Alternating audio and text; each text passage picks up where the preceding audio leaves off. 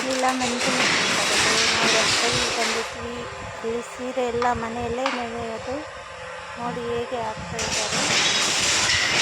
Cotton ಸೀರೆ, ರೇಷ್ಮೆ ಸೀರೆ ಎಲ್ಲ ಉತ್ತರ ಕರ್ನಾಟಕ ಸ್ಪೆಷಲ್. ನೋಡುವ ಬನ್ನಿ.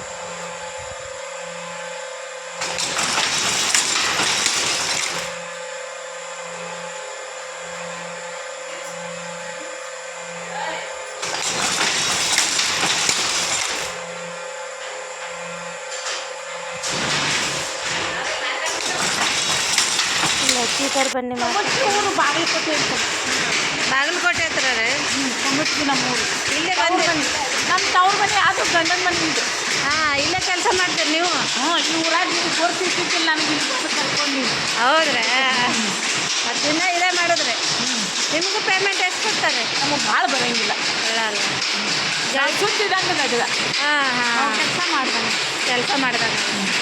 ಆಯಿತು, ಬರ್ತೀರಾ ಅಜ್ಜಿ? ಹೋಗಿ ಬರ್ತೀವಿ.